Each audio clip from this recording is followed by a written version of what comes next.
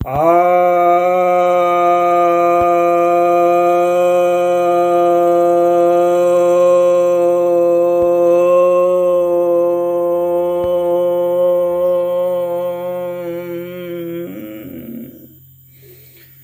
सभी भक्तजनों को सप्रेम नमन। भक्तों, एक जिज्ञासा मेरे समक्ष आई है कि मनुष्य को कर्म योनि कहा जाता है और अन्य को भोग योनि कहा जाता है। यानी पेड़ पौधे और कीट पतंगे और अन्य जो पशु हैं उनको भोग योनि कहा जाता है और मनुष्य को कर्म योनि कहा जाता है। तो फिर कर्म का सिद्धांत उन कीट पतंगों में और वनस्पतियों में और जीव जंतुओं में तो फिर निरर्थक हो गया। तो इसका ही समाधान करना है। तो यहाँ पर यह समझ लें कि कर्म का जो सिद्धांत है, कर्म किससे कहेंगे पहले वह समझ लें। कर्म का अर्थ हो गया कि कोई भी जो क्रिया हो रही है, जो गति हो रही है, उसको हमारा मन संचालित और निर्देशित कर रहा है। यानी जहाँ हमारे पास विकल्प है, ऑप्शन है, जहाँ हमारा माइंड उसमें हस्तक्षेप करता है, उसे बदल सकता है, अपने डिसीजन को, अपने फैसले को जब बदल सकता है तो फिर वह कर्म के सिद्धांत के तहत आएगा, कर्म के तहत आएगा। यानी वैसी क्रियाएं जिसमें कि हमारी चेतना शामिल हो जाती है, वे सब कर्म के तहत आएंगे। तो अब ये जो जीव जंतु कीट पतंगे हैं, इनके अंदर भी जो है चेतना है, मन मस्तिष्क है। पशुओं में भी मस्तिष्क पाए जाते हैं, ऐसी बात नहीं है कि उनके पास दिमाग नहीं होता, उनके पास चॉइस नहीं होता, वे भी व्यवहार करते हैं, वे भी भला बुरा पहचानते हैं, किस पर आक्रमण करना चाहिए, किसको सहयोग करना चाहिए। वे भी ऐसे देखे जाते हैं कि गायें भी देखी गई हैं जो कि दूसरों के बच्चों को, जो कि गाय के बछड़े नहीं हैं, कुत्ते हैं, बिल्ली हैं, उनको भी दूध पिलाती हैं। उसी तरह से हिंसक पशु, शेर वगैरह को भी देखा गया है अन्य पशुओं की सुरक्षा करते हुए, बचाते हुए। और कुत्तों के विषय में तो सब लोग जानते हैं कि कुत्ते कितने समझदार होते हैं, क्या करते हैं। चिंपांजी कितने समझदार होते हैं, चाहे खरगोश हैं या अन्य जो भी हैं, तोते मैना, ये सब बोलते हैं, तो उनके पास भाषा की भी समझ है। तो इनका व्यवहार वैसा ही है जैसे मनुष्यों का व्यवहार होता है। तो कर्म तो यहाँ पर भी लागू है, कर्म के नियम यहाँ लागू है। अब कुछ लोग वनस्पति की बात करते हैं कि वनस्पतियों में तो साहब मस्तिष्क नहीं होता। अभी तक वैज्ञानिकों ने वहाँ माइंड नहीं खोजा है। अभी तक अगर वैज्ञानिकों ने दिमाग नहीं खोजा उसमें, इसका मतलब यह नहीं है कि उसमें दिमाग है ही नहीं। और कोई जरूरी नहीं है कि हम लोग के पास यह एक बहुत विचित्र धारणा है कि माइंड का एक ऐसे ही फॉर्म होना चाहिए। मस्तिष्क के अलग अलग स्वरूप हो सकते हैं, मस्तिष्क का डिस्ट्रीब्यूशन अलग अलग तरीके से हो सकता है, उसकी संरचना अलग हो सकती है। तो वनस्पतियों में अलग तरह की मस्तिष्क की संरचना है, जंतुओं जैसी मस्तिष्क की संरचना उसमें हो कोई जरूरी नहीं है। वनस्पति भी प्रतिक्रिया करते हैं और अपना वे भी जीवन जीते हैं, उनके पास भी चॉइस होता है, विकल्प होता है, और उस विकल्पों के तहत वे भी काम करते हैं। उनके हित का जो होता है उसको वे करते हैं, जो अहित का होता है उससे वे बचते हैं। उनके ऊपर भी जो जीवाणु हमला करते हैं, रोगाणु हमला करते हैं, बैक्टीरिया वायरस का हमला उनके ऊपर भी होता है, और उसके अगेंस्ट में वे भी केमिकल रिएक्शन करते हैं, उन केमिकल रिएक्शन को करने के लिए उसके पीछे भी चेतना होनी चाहिए, और उसको याद रखने के लिए कि यह रिएक्शन हुआ, इस तरह का हमला हुआ, तो उसका जो आइडेंटिफिकेशन है, उसकी जो पहचान है, उसको याद रखने के लिए भी उनके पास एक मेमोरी जरूर होती है। उस मेमोरी के आधार पर वे पुनः जो है वो प्रतिक्रिया करते हैं। तो पहले से ही यदि कभी इन्फेक्शन हुआ है तो उसके हिसाब से उनके पास एक डेटाबेस हो जाता है, जिसके आधार पर कि वो रिएक्शन करते हैं। तो उनके पास मेमोरी का भी सिद्धांत है। अब वे चीज़ कहाँ पर रहती हैं, यह तो साइंटिस्टों को खोजना है कि वे किस जगह पर हैं। तो यह कहना सही नहीं है कि वहाँ पर ऐसी बातें नहीं हैं, कि उसके पास दिमाग नहीं है, चेतना नहीं है, यह कहना सही नहीं है। तो जहाँ चेतना है, जहाँ चॉइस है, वहाँ पर कर्म के जो सिद्धांत हैं वे लागू होते हैं। तो कर्म के सिद्धांत सभी योनियों में लागू होते हैं। अब बात उठती है कि फिर उन्हें भोग योनि क्यों कहा गया। तो कर्म का सिद्धांत का लागू होना यह एक बात है, लेकिन इससे उच्च स्तर की बात यह है कि हम कर्म से भी मुक्त हो जाएं और ज्ञान योनि में प्रवेश कर जाएं। मनुष्य सिर्फ कर्म योनि नहीं है, मनुष्य ज्ञान योनि है। कर्म योनि तो वे सब भी है, मनुष्य ज्ञान योनि भी है, और मनुष्य भक्ति योनि भी है। इसलिए मनुष्य जो है उसके पास मेटाफिजिक्स की समझ है, पूरे अनंत अस्तित्व के विषय में उसका चिंतन है।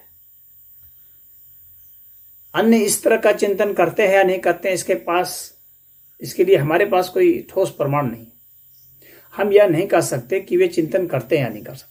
हम ना में कह सकते हैं, ना हाँ में कर सकते हैं, क्योंकि इतना शोध हमारा भी उतना विस्तृत नहीं हुआ है कि हम कह सकें कि उनके पास कोई मेटाफिजिक्स की समझ है कि नहीं। इस अस्तित्व के विषय में वे क्या सोचते हैं, समग्र अस्तित्व के विषय में, और उसके सिद्धांतों के विषय में क्या सोचते हैं, उसके साइंस के विषय में क्या सोचते हैं, यह अभी हम स्पष्ट रूप से नहीं बता सकते। अभी हम मानव सभ्यता इतनी उच्च स्तर पर नहीं पहुंची है। मानव ज्ञान योनि है, परंतु मानव का ज्ञान भी अभी अधूरा है। अभी वो पूरा ज्ञान अभी उसके पास नहीं है कि वह यह सोच ले कि बाकियों के पास ज्ञान है या नहीं है, कितना ज्ञान है तो कितना ज्ञान है, यह अभी मनुष्य नहीं समझ पाया। परंतु मनुष्य अपने विषय में बहुत कुछ जान रहा है, पूरा भले नहीं जान रहा। तो मनुष्य ने अपने उस तत्व ज्ञान की वजह से इस अस्तित्व को समझा है कि यह अस्तित्व अनंत है, यहाँ आकार निराकार वगैरह ये सब हैं। इन सब तरह की जो बातें हैं, इनके आपसी संबंध क्या हैं, इनका रिप्रेजेंटेशन कैसे हो सकता है, इनके बीच किस तरह के सिद्धांत से कौन कौन सी घटनाएं हो रही हैं वगैरह वगैरह, ये सब मनुष्य ने सोचा है। और कैसे यहाँ उपलब्ध हुआ जा सकता है, कैसे साधना की जा सकती है, कैसे मशीनें बनाई जा सकती हैं, आदि आदि। तो मनुष्य जो है कर्म योनि के अलावा ज्ञान योनि भी है और भक्ति योनि भी है। किस तरीके से भावनाओं के समंदर में डूब करके वह भावनाओं के माध्यम से उस ज्ञान स्तर तक पहुंचता है, परम ज्ञान स्तर तक पहुंचता है और परमात्मा का साक्षात्कार करता है, इस निराकार अस्तित्व का भी साक्षात्कार करता है। तो यह भक्ति योनि भी इसीलिए है। तो इन कारणों की वजह से मनुष्य को अभी अलग किया गया है, और यह अलग मनुष्यों ने खुद ही किया है। यह वर्गीकरण भी मनुष्यों ने ही किया है कि मनुष्य इनसे इस तरह से भिन्न है। कर्म के सिद्धांत सभी जगह लागू होते हैं, ज्ञान के सिद्धांत और भक्ति के सिद्धांत उन पर लागू होते हैं या नहीं। ज्ञान का यहाँ पर मतलब सिर्फ उस नॉलेज से नहीं है जो कि सामान्य व्यवहार करते हैं। भावनाएं तो पशुओं में भी देखी गई है, उनमें भी भावनाएं हैं, परंतु उन भावनाओं का उपयोग वो ज्ञान के स्तर पर कहाँ तक ले जा पाए हैं, यह हम लोग अभी तक नहीं समझ पाए हैं, यह हम लोग नहीं जान पाए। वनस्पतियों में भावनाएं कितनी है या नहीं है, इसका भी अभी पूरा शोध नहीं हो पाया। लेकिन ज्ञान उनमें है यह तो पता चलता है। ज्ञान कितना है यह पता नहीं चला है, लेकिन ज्ञान है यह पता चला है। ज्ञान की हद कहाँ तक है यह नहीं मालूम। तो यह जो मुक्ति की बातें हैं अभी फिलहाल ये मनुष्यों तक ही मानी जाती है। शास्त्र में कहा गया है कि मनुष्य ही जो है मुक्ति की बात कर सकता है, निर्वाण की बात कर सकता है। इसलिए मनुष्य को मुक्ति की जो है योनि मान लिया गया है। परंतु ऐसा भी शास्त्र में इसके भी मतलब अपवाद बताए गए हैं। जैसे कि उदाहरण के लिए जो गजराज थे उनकी मुक्ति हुई है। जब पकड़ लिया मगरमच्छ ने गजराज को तो उसने आर्तनाद किया, प्रभु को पुकारा, यानी उसमें भक्ति का जागरण हुआ और प्रभु आए और गजराज को मारे और इसको मगरमच्छ को मारे और गजराज को मुक्ति दिए। तो वहां पर तो एक संकेत आ रहा है शास्त्र के माध्यम से कि मुक्ति उनकी भी संभव है। उसी तरह से अन्य पशु पक्षियों के विषय में भी वर्णन आता है। जैसे कौवे के विषय में आता है, काक भुसुंडी का आता है। तो वे स्वयं ही उपदेश दे रहे हैं। काक भुसुंडी जो है उन्हें भी ज्ञान हो जाता है, उन्हें भी भक्ति उपलब्ध हो जाती है। तो इससे तो यह सिद्ध हो रहा है कि शास्त्र ने बिल्कुल उनका निषेध नहीं किया हुआ है, वे भी मुक्ति को प्राप्त हो सकते हैं। तो भक्ति और मुक्ति सिर्फ जो है मनुष्यों के लिए ही है, ये शास्त्र के द्वारा ही यह पूर्ण रूप से प्रमाणित नहीं होता। हालांकि शास्त्र में बहुत जगह यह बात लिखी हुई है, यह भी सच है कि मनुष्य की योनि जो है मुक्ति की योनि है। परंतु शास्त्र ने ही ऐसे भी उदाहरण बताए हैं जिसमें कि जो मनुष्य नहीं है वे भी मुक्त हुए हैं। अब एक उदाहरण वनस्पति का भी लेते हैं। वनस्पतियों के रूप में दो पेड़ थे जो भगवान कृष्ण के घर के पास थे और कहा जाता है कि वे श्रापवश वहां पर थे और भगवान कृष्ण को जब वहां बांध दिया गया था उखल से, तो फिर वो जो है उधर से जा करके और उनको गिरा दिए और इस तरीके से वे दोनों वनस्पति जो थे वे मुक्त हो गए। तो वनस्पतियों की मुक्ति की भी बात आ गई सामने में। तो इस तरीके से हम, हालांकि ये सब रेयर इंसिडेंट्स हैं, परंतु हैं तो सही, जो कि हमारे लिए संकेत उदाहरण बन गए। तो उदाहरण काफ़ी होते हैं। तो मैं इतना ही कहना चाहूँगा कि यह अवश्य ही शास्त्र में बताया गया है कि मनुष्य योनि मुक्ति की योनि है। कहने का अर्थ है कि हम मुक्ति का प्रयास करें, अधिक रूप से प्रेरित करें, परंतु ऐसा निषेध नहीं है कि अन्य में आप हो ही नहीं सकते। उदाहरण मैंने इसलिए दे दिए हैं इतने। तो अन्य जो योनियों के विषय में कहा गया है कि वे भोग योनि है, तो वे पुनः जो है मनुष्य योनि में आते हैं या पहले से ही वे उस योनि में हैं, बाद में विकसित होकर के आते हैं। यानी यहाँ विकासवाद का सिद्धांत है। तो जो विकासवाद का सिद्धांत है, जो इवोल्यूशन की बात है, वो इस कर्म योनि से और भोग योनि से दोनों से ही होता है। और ये जो भोग योनि है वास्तव में वो कर्म योनि है। वहां सिर्फ दंड ही नहीं भोगना है बल्कि अपना विकास भी करना है। वे बेहतर होते चले जाते हैं। भोग योनि इस अर्थ में है कि वे उनके अगर उनका पतन हुआ है तो उस अर्थ में वे भोग योनि है कि उन्होंने जो कुकर्म किए हैं उसका वे दंड भोगते हैं, जो पाप किए हैं उसका दंड भोग। लेकिन वहां वे पुण्य भी तो करेंगे, तभी तो उनका विकास होगा और विकास होकर के वे बेहतर योनि में जाएंगे, फिर वहां से और विकास होकर के और बेहतर में जाएंगे। और इस तरह से क्रमशः करते करते वे मनुष्य योनि, देव योनि वगैरह में जा सकते हैं। और जो नए नए विकसित हुए हैं, कोई जरूरी नहीं है कि मनुष्य योनि से ही वे गिर करके सारे बने हैं। ये सिर्फ रेट्रोग्रेसिव सिस्टम ही यहाँ पर लागू नहीं है, प्रोग्रेसिव सिस्टम भी लागू है। यानी जो इस तरह से सामान्य से जो बहुत छोटे छोटे अमीबा हैं या और बैक्टीरिया हैं, वायरस हैं, उनका भी तो धीरे धीरे विकास होता है। वे भी तो कुछ वहाँ कर्म करते हैं, तो वे कर्म करते करते फिर वो एक दूसरे चीज में बन जाते हैं, फिर तीसरी चीज में बन जाते हैं। इस तरह से क्रमशः जो है उनका विकास होता रहता है। यही भोग योनि का यह भी मतलब है और कर्म योनि का भी यह मतलब है। इन दोनों ही योनियों का यह मतलब है। भोग का अर्थ क्या हुआ? भोग का अर्थ क्या हुआ? सामान्य रूप से भोग का अर्थ कुछ लोग सोचते हैं सिर्फ दंड भोगना। भोग योनि का अर्थ सिर्फ दंड भोगना नहीं होता है। भोग योनि का अर्थ यह भी होता है कि जो हमारी इंद्रियां हैं, इनके जरिए हम किसी चीज को ग्रहण करते हैं तो वह भोग है। तो हर एक जो जीव हैं, हर एक प्राणी हैं, चाहे वनस्पतियां हैं, वे सभी, उन सबके पास इंद्रियां हैं, यानी ग्रहण करने की, इन पदार्थों को ग्रहण करने की सब में शक्ति है। तो वो जिस माध्यम से ग्रहण करते हैं वे उसकी इंद्रिय हुई। तो वे ग्रहण करते हैं और उत्सर्जन भी करते हैं। तो उत्सर्जन भी करते हैं तो वो भी इंद्रिय हुई, जो उत्सर्जन करते हैं, और जो ग्रहण करते हैं वो भी इंद्रिय हुई। तो इन दोनों का उपयोग वे करते हैं, इसीलिए उनको भोग योनि कहा जाता है।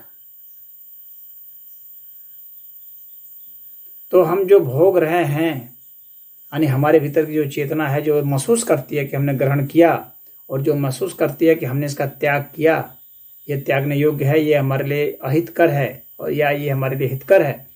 तो जो हितकर और अहितकर, इन दोनों को ही जो समावेश करता है, इसका मतलब वह चुनाव करता है। और जब भी चुनाव करता है तो वह बेहतर के लिए करता है। तो एक तो वह चुनाव करेगा, दूसरा प्रकृति चुनाव भी करती है। प्रकृति भी निर्धारित करती है कि यह हमें भोग सकता है कि नहीं, किस अर्थ में भोग सकता है।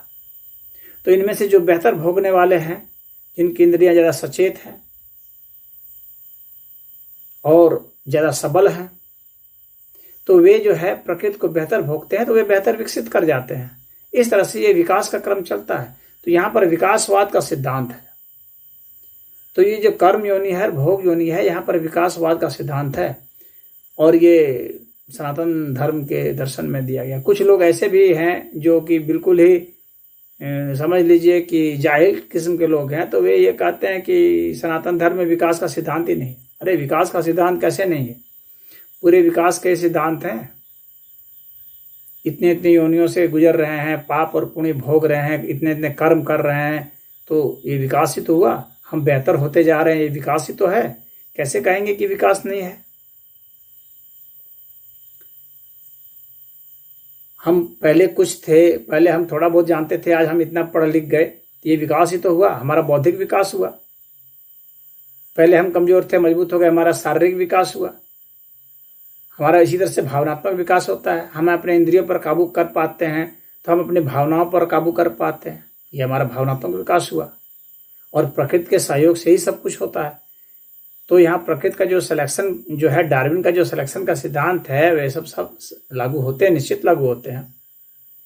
तो यहाँ हमारे और प्रकृति के संबंधों से ये विकास की घटना चलती है, और उसी तरह से विनाश की भी घटना चलती है। तो विकास और विनाश दोनों के सिद्धांत साथ साथ ही चलते रहते हैं। हम किसी अर्थ में विकसित होते हैं तो किसी अर्थ में हम विनाश को भी प्राप्त होते रहते हैं। तो यह हमें समझ लेना है। तो ये सभी प्राणियों में होता है। तो सभी प्राणियों में, और ये विकास होते होते कहाँ हो जाता है? ये मुक्ति की बात आ जाती है। ये मुक्ति की बात क्या है? ये विकास परम विकास है। वो परम चेतना की अवस्था को प्राप्त हो जाना है, ये तो परम विकास है। तो ये कर्म योनि, ये भोग योनि, इसके माध्यम से फिर जो है हम पूर्ण विकसित हो जाते हैं। और विकास की अवधारणा पराकाष्ठा पर पहुंचती है। विकास की अवधारणा, कुछ लोग सोचते हैं कि यह नास्तिकों का मत है, लेकिन ऐसी बात नहीं है। विकास की अवधारणा जो है आस्तिकों का मत है। नास्तिकों का मत तो यह है कि ये विकसित पूर्ण हो ही नहीं सकता। वास्तविक विकास तो है, ये आस्तिक ही बतलाते हैं कि ये परम विकास को प्राप्त हो जाएगा। जब हम विकास को रोक देते हैं तो फिर हम विकास की मान्यता कहाँ रखते हैं? तो हम अपना नैतिक विकास, चारित्रिक विकास, बौद्धिक विकास, हर तरह के विकास को जब हम कहते हैं और उसके बाद फिर एक ऐसी स्थिति आती है कि जब हम मुक्त हो जाते हैं, और तब मुक्त होने का मतलब है कि विकास की पराकाष्ठा को छू ली, जिसके बाद विकास संभव नहीं है। क्यों? क्योंकि वह अनंत अवस्था हो गई। अनंत का विकास नहीं हो सकता। जब तक अनंत नहीं था तब तक विकास हो रहा था। जब तक हम सीमित अपने को मानते थे तब तक विकास कर रहे थे, और जब हम असीम हो गए फिर विकास की संभावना ही नहीं हो जाती है। इसलिए सीमित का जो विकास है वो असीम पर जाएगा, और ये कर्म योनि के माध्यम से ही संभव है, ये कर्म के माध्यम से ही संभव है। और ये कर्म जो है वो ज्ञान के माध्यम से संभव है, भक्ति के माध्यम से संभव है। इन सब के कॉम्बिनेशन से सब होता है, और ये सभी योनियों के लिए। ओम।